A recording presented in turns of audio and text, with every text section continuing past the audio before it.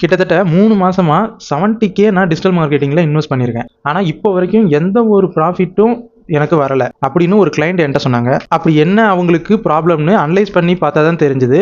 அவங்களுக்கு ஒர்க் பண்ணிட்டு இருந்த ஏஜென்சி எஸ்சிஓ பண்ணிட்டு இருந்தாங்க.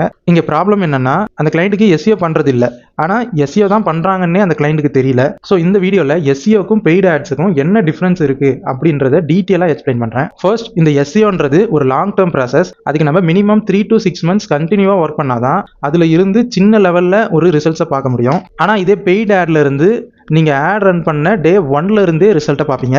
ஆனா இங்க என்ன ப்ராப்ளம்னா, எஸ்இஓன்றது நீங்க டைம் எடுத்தாலும் பரவாயில்லன்னு ப்ராப்பரா பண்ணிட்டு விட்டாலும் கொஞ்சம் மாசங்களுக்கு அதுல இருந்து உங்களுக்கு பிசினஸ் நடக்கும். ஆனா பெய்டு ஆட்ஸ்ல இது நீங்க எப்பெல்லாம் ஆடுக்கு ஸ்பெண்ட் பண்றீங்களோ அப்ப மட்டும்தான் ரிசல்ட் வரும். நீங்க எப்ப ஸ்டாப் பண்றீங்களோ அதுக்கப்புறம் பிசினஸ் நடக்காது. ஸோ சிம்பிளா சொல்லணும்னா, உங்க பிசினஸ் இப்போ நல்லா தான் போயிட்டு இருக்கு, லாங் டேர்ம் growthக்காக பிளான் பண்றீங்கன்னா நீங்க எஸ்இஓ ஸ்டார்ட் பண்ணலாம். ஆனா நீங்க ஒரு ஸ்மால் ஆர் மிடில் லெவல் பிசினஸ்னா உங்களுக்கு உடனே பிசினஸ் நடக்கிறது தான் முக்கியமா இருக்கும். ஸோ நீங்க பெய்டு ஆட்ஸ் போடுறது பெட்டர். ஸோ இந்த எக்ஸல்ல நான் எஸ்இஓ அண்ட் பெய்டு ஆட்ஸ் என்ன பர்பஸ்க்காக என் கிளைண்ட்டுக்கு சஜஸ்ட் பண்ணுவேன்னு டீட்டெயிலா எக்ஸ்பிளைன் பண்ணியிருக்கேன். அது வேணும்னா நம்மளை ஃபாலோ பண்ணிட்டு கமெண்ட்ல எஸ்இஓ அண்ட் ஆட்ஸ்ன்னு டைப் பண்ணுங்க. நானே உங்களுக்கு பர்சனலா ஷேர் பண்றேன். தேங்க்யூ.